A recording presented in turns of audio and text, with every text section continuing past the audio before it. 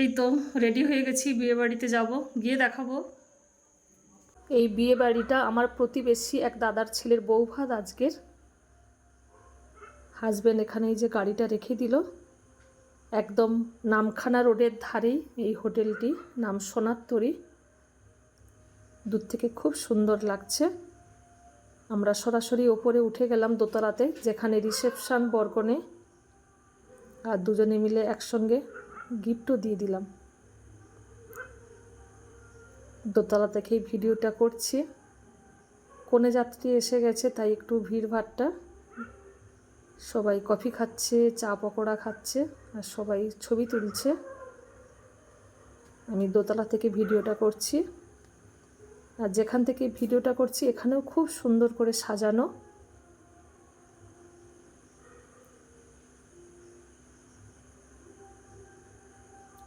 আর এটা 3 তলা, এখানেই খাওয়া দাওয়া হচ্ছে। এই যে নাম সোনার তরী।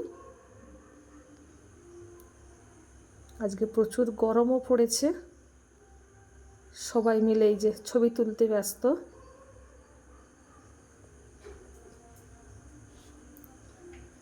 আমি তো সবার ভিডিও করছি।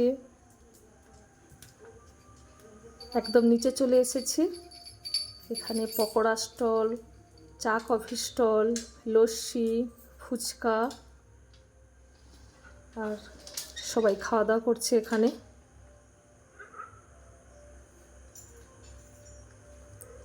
আমরা আজকে কিছু খেতে পারবো না, আমরা তো নিরামিষ খাই, এখানে কিছুই খাবো না। জাস্ট এসেছি, দাদারা সবাই জানেন। একটু চা কফি লস্যি এগুলোই খাবো। হাজব্যান্ড লস্যি এনেছে। Thank you.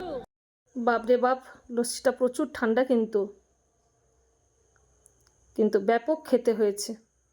সবগুলো একদম পরিমাণ মতো দিয়েছে। অনুষ্ঠান বাড়ি হোক বা বিয়ে বাড়ি, যে কোনো অনুষ্ঠানে খাওয়া দাওয়াটা কিন্তু মেন কথা না। এই যে সবাই একসঙ্গে দেখা হলো, আড্ডা কথা, এটাই।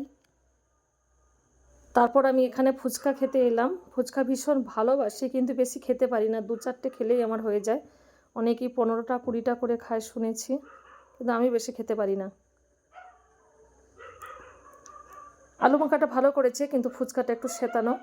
একটাই খেয়েছি টক জল দিয়ে, বলছি আর একটা জল নেব না, এমনি শুকনোই খাবো।